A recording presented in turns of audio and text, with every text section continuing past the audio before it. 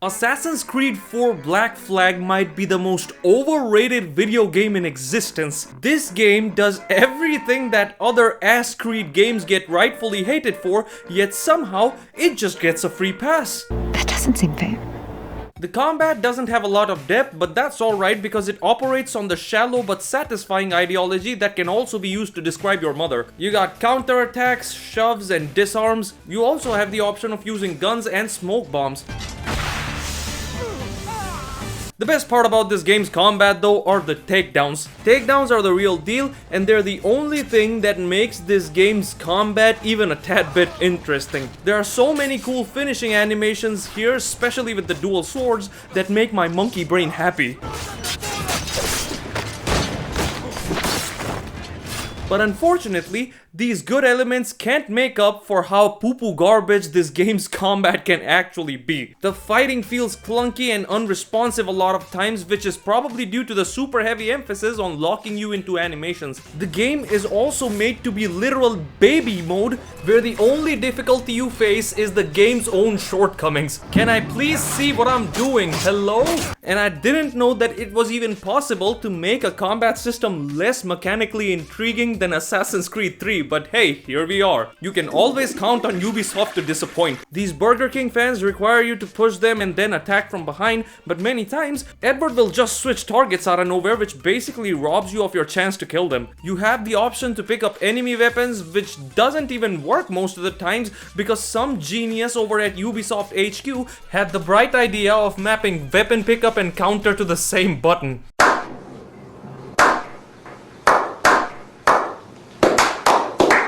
Very often, the sound effects for attacks don't even trigger, which kill any satisfaction that a takedown might have had.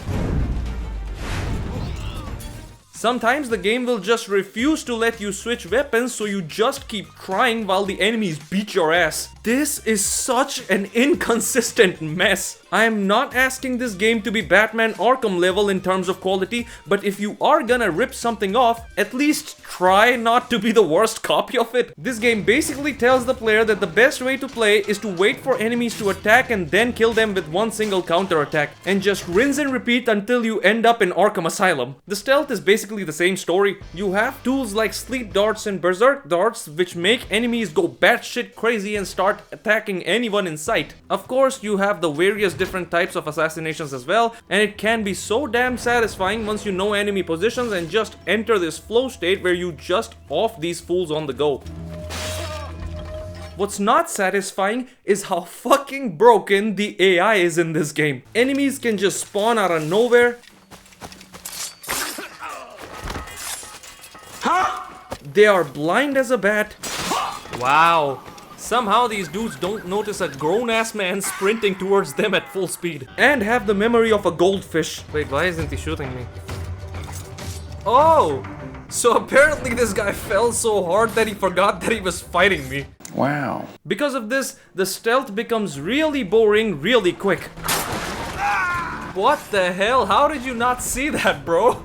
Yeah, just walk towards me as well. What is going on, man? Parkour is still here, and that isn't good either. I mean, climbing towers can still be quite a bit of dumb fun if done sparingly. You do have the jump button, which is ironic considering that this game requires basically zero player control on free running other than holding one button. The parkour can also be the jankiest piece of shit at times. Oh.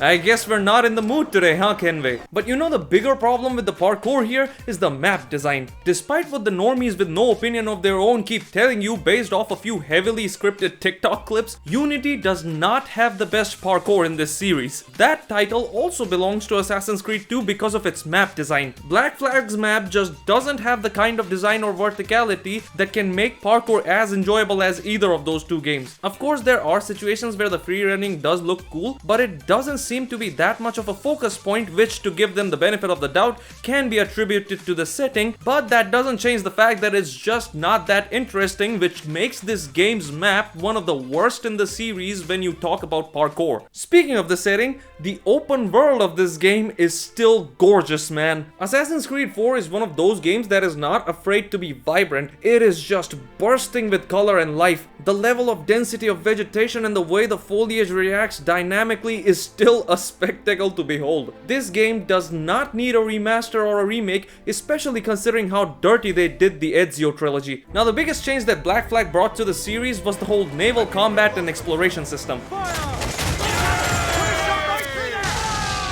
This is genuinely the best part of this game by a long shot. It's the part of the game which feels the most alive as you see other ships battling each other and decide to get your lick in the action. Now, although the ship leveling system overall can be absolutely bullshit at times because Ubisoft is fucking retarded when it comes to RPG elements, upgrading your ship does make a noticeable difference, giving you access to more weaponry, space for your crew, increased defense, and more. It's an absolute blast to take on ships in epic battles which can devolve into utter chaos as other ships try to join in as well. You also have these forts which are fun to take on with your ship, just blasting them into smithereens and then proceeding to raid the place. The weather also plays a role on how your ship handles and sets an intense tone too. Like legit, this game is a completely different beast during thunderstorms. Now when you have damaged a ship enough, you can decide to either destroy it or board it with your crew to fight on deck, which is awesome.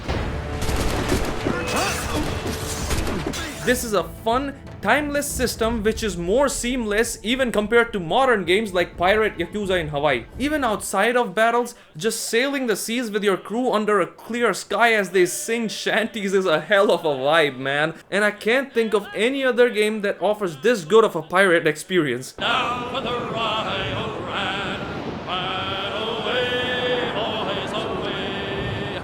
Finding these small islands and exploring them also seems compelling, so you swim to one and you realize that all you'll get for doing this is just some bullshit collectible. Which brings me to the open world activities. Remember these forts I talked about? Well, it's the exact same thing copy-pasted 11 times on the map. You have extremely short sea shanty chases which are copy-pasted hundreds of times, collectible fragments which are copy-pasted hundreds of times, treasure chests which are copy-pasted hundreds of times. Like, this is the definition of brain rot checklist gaming. It's so boring. I mean, sure, it is fun the first few times when you go underwater and explore the depths of the sea for sunken treasure, or when you hunt aquatic predators, or assassinate a contract. But when all your game has to offer is this same shit hundreds of times just copy-pasted on different locations on the map, it just makes the player want to have a makeout session with the Glock.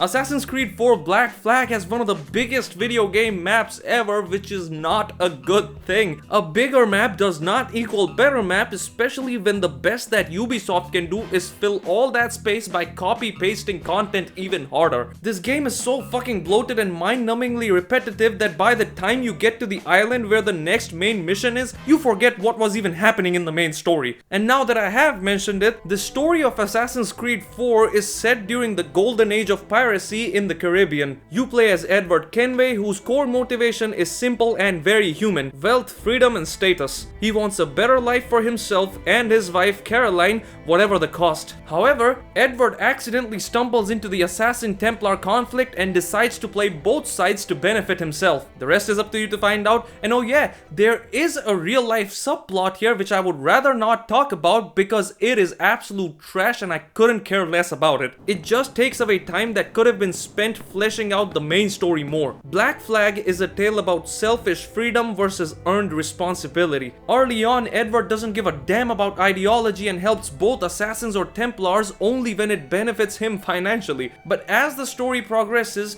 you see his character evolve, learn through tragedy, and ultimately try to redeem himself. And yeah man, the ending of this game is just beautiful. Something else which is beautiful is the soundtrack. It is straight fire. The OST of Assassin's Creed 4 is phenomenal from the beginning to the end.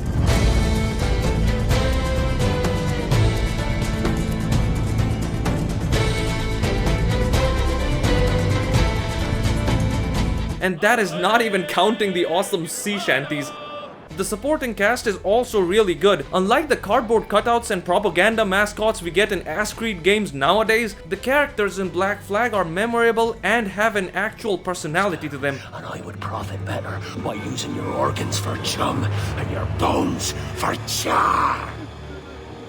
The acting and writing make these characters come to life and make them feel like real people. Please, let me live. My wife and children. Come on then, out with it. Look near the windmill. See? Was that so hard? There is a very compelling tale here about a man in love sailing seas to fulfill his ambition, but stumbling into a cause that is much bigger than him, filled with twists and turns that keep it interesting. But unfortunately, it is stuck in this bloated mess of an open world and buried between some of the worst mission design ever, which absolutely murder the pacing. Holy shit, man, I can't emphasize how bad the vast majority of missions really are in this game. Hell, the entire first hour is just spent tailing dudes and watching unskippable cutscenes. Almost every mission has some sort of tailing segment that takes up the vast majority of that mission's playtime. It's the same story for both main and side missions. The NPCs you have to follow also move at the speed of a snail and even stop a few times, so you are just constantly stuck pausing every 10 seconds. My god, this shit is brain dead. But Ubisoft thought, you know what? All this tailing is still not enough, so let's make the player do tailing missions in the ship as well. You're telling me that this is stealth and that no one notices this giant ass ship following them? Get the fuck out of here. I hate so much about the things that you choose to be. I am genuinely at a loss of words here. It is absolutely insane how this company takes a good thing and finds a way to make it suck. Sad part is that a few missions do actually have an interesting part, but it is buried deep below this mountain of bullshit you have to get through first. Take this mission for example, where you have to follow a very specific path to first tail in a ship, then get off and tail a boat on foot, then you have to tail while being in close proximity to targets, and then you finally get a chasing set piece in the thunder. I mean, Video Game Donkey really said it the best. Just let me get to the fun part. They're so hesitant, so reluctant to let you just play the fucking game. They would rather make an 18-hour game with 4 hours of good material hidden somewhere in there than just an 8-hour game that's consistently good. For 3 consecutive years, I have went back and started a fresh save on Assassin's Creed 4 and tried to finish its story, but this game's design is so freaking boring that I've never been able to get myself to power through it. This time as well, I managed to complete about 65% of the main story and then watched the rest of it on YouTube, which was unironically a much more enjoyable experience. And that really sucks, man, because there are parts of this game which I genuinely like, but they are so few and far between the most Ubisofty of Ubisoft games ever. This game is the antithesis of what a fun video game is. One good element does not make a game a masterpiece.